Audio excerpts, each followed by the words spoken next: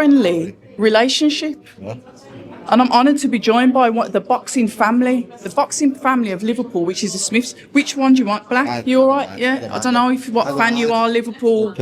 Yeah. I don't mind. You've got to do red. Doesn't bother me. You've got to back it up. First of all, a massive welcome to coming on the channel. I've just been speaking to Caoimhin Agyarko, but before we speak about him, talk to me about your brother Callum and what a fantastic performance he had against Joshua Buatsi a few months ago now. Yeah.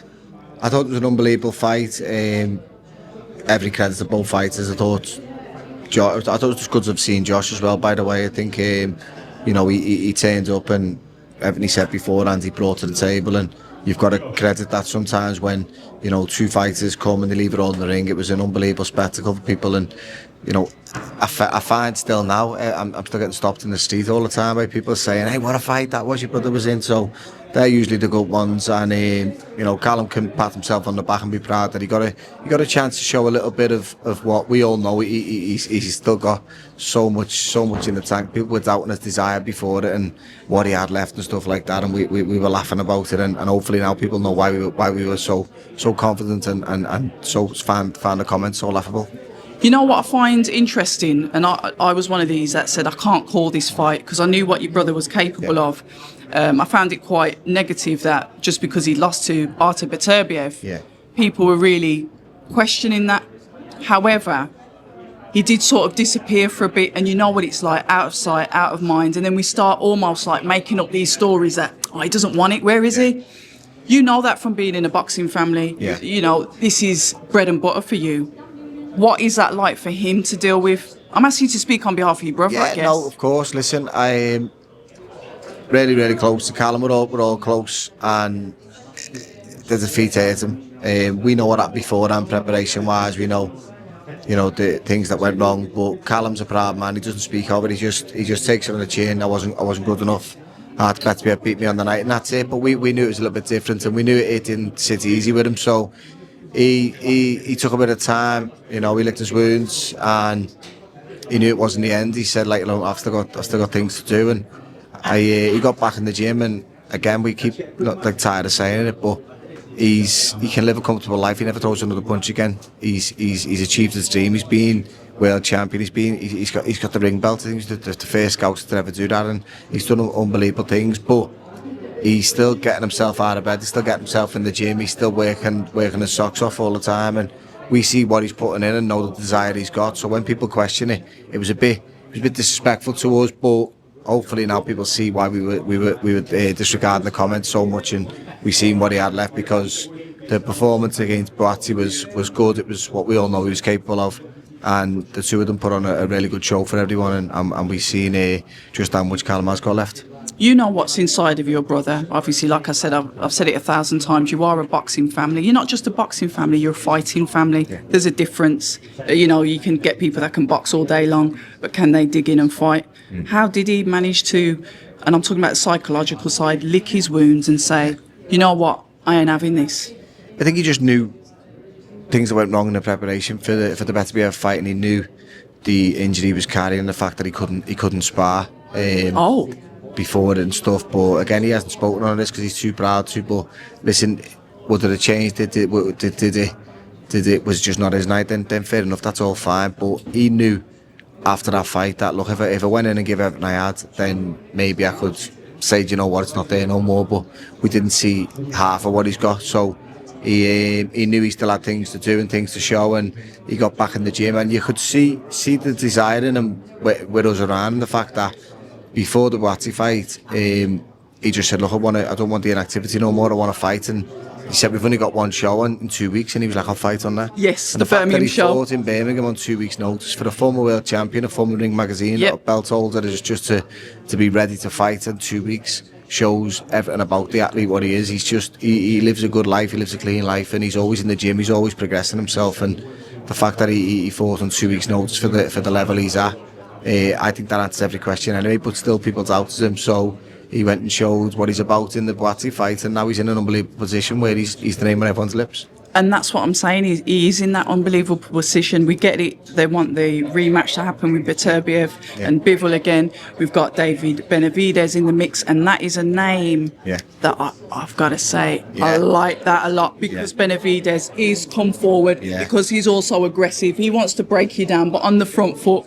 I mean, that fight does excite me. Yeah, I think that'll excite anyone in boxing. I think Benevidez himself, listen, every credit. Callum's a fan of Benevidez. He likes watching him, and it's always been one of the fights that he'd love to have. He used to always talk about fights he'd like to have down the line, and Benevidez was always on that list. So was Ramirez, Ramirez. He was on it as well. He's up a cruiserweight, so they're names that Callum's always mentioned, and just being a fan of the styles. And I do think the two styles will gel really well, and they marry up well together, because Callum's timing, his shot selection with his counter punching is unbelievable. His timing, yes. And the way Benevidez lets his hands go in bunches, he gives you plenty of opportunities to pick your moments. So I think if Callum can do that, then it's a great fight for him. And I haven't really seen it with Benevidez yet, you know, what he can do when he's hit hard and he's hit and stuff. And someone like Callum might be the exact person to ask them questions. You know what? Is there a possibility of that fight happening? I mean, all right, I forget it. Look, at the moment, it's just a little bit of gossip. It's names that are thrown out there. But what do you think the possibilities are of that fight happening while the two boys wait to have their rematch, I think, later on in the year? Yeah, listen, I think the top two deserve the trilogy. They've both been undisputed champions. You know, 1 and 2 in the division. No one's really arguing that at the minute, and they deserve the trilogy. No problem with it. But while they're there, I think the next two in line is Callum and Benevidez. So I think a lot of people would like to see it. I know there's been talks of it at the minute. Whether they come into fruition and it happens, who knows? But I know Callum would really like the fight, and Benevidez has done an interview and said they'd like the Callum Smith fight as well. So fingers crossed it will happen. Gosh, it sounds like we could get Christmas early. I've got to ask then, what is it like being a trainer in a family full of fighters, like all of you? It is boxing blood, isn't it? Yeah. Do you know what? It's good. It's busy being a coach. It's something I've learned quite quickly that, you know, your time's not your own anymore. You're non-stop all the time. When I used to box, I'd go to the gym and I'd go home and rest and stuff, whereas now I'm training the next fighter, So I do find it's busy, but you know, the initial question being a trainer in a boxing family, I'm in a blessed position, the same as I was as a fighter. I've always got someone to ask questions. If I've got any questions about any of my fighters, I can just pick the phone up to one of my brothers and just say, look, what do you think of this, or what do you think of this, and I'll always get an honest answer. So it's a very blessed and privileged position that I'm in, and you know, I love it. I've got to ask then, what is it that makes you choose a fighter? Because if fighters can come knocking your door because of this family name is the first one. Good fighters, good trainers. You've got Caoimhin Agyarko. Caoimhin Agyarko has moved around a bit, and I've mentioned this to him in our conversation. Why did you say you wanted to teach him, you wanted to take him on? Yeah, what is do you know about what? Him? I have been fortunate enough where my phone's rang a lot with fights that I can't take too many on. So the reason I said regarding Caoimhin was more so because I'd seen him up close, I'd seen him work, and I'd seen him doing bits, and anyone can see the potential he's got. And he's one of them conundrums where if you can be the person to unlock that potential, and you've got a fighter who's got the ability to beat anyone, in my opinion, he's got really, really good ability. I think his sort of things that are holding him back have not been, you know, it's been down to like bits of opportunity sometimes, whether it's confidence, whether it's time, and whatever it may be.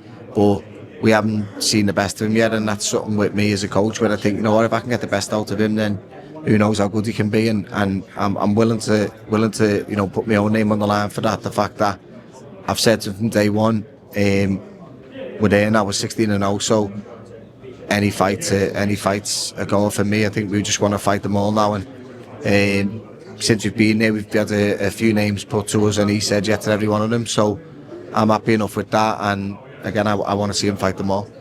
So when a fighter then moves from promoter to promoter, because that's what's happened with him, he's with Queensbury, with Matchroom, and then he's no longer with him. Does that matter to you and the fighter? And what I'm saying is, I'm talking about opportunities. The way boxing is at the moment, it's changed so much. It is literally, it's surface levels, it's views, it's so superficial. Does that make it harder for you to get him on to, say, you know, the leading promoter shows? Yeah, that's why he's had the inactivity he's had in the past, because he's been between promoters and stuff. But opportunities like this, you know, he's on a Matchroom show now, he's took it on short notice, but these are the platforms you need to go and perform and then make people sit up and say, well, do you know what? He goes and wins on Saturday night, looks good in doing so, then I'm sure another big fight will happen for him straight away. And then he's goes and wins that, another fight will happen again. It's just one of them with boxing. If you win and you look good, then people want you on their shows. Same in the opposite. If you don't, then obviously you do need them type of thing. But Caoimhin goes and performs on Saturday night, he'll get another big fight in the back of it. And then it's the same goes and performs again and wins again. Then we just keep the ball rolling. Finally, then, do you feel that pressure as a trainer, because he's freshly come to you, like I said, he's out of contract, you've got your family reputation. Yeah. Do you feel pressure as a trainer? I feel pressure in terms of I love my fighters and I'm in there with them at all times. You know, I win with them, I lose with them. So I feel that pressure. I wouldn't be disrespectful enough to say no, there's no pressure on me. I'm not in the ring, because I feel like I'm in there with them, and I want to be that way all the time. You know what I mean? That's the fighter in you, though, isn't it? Yeah.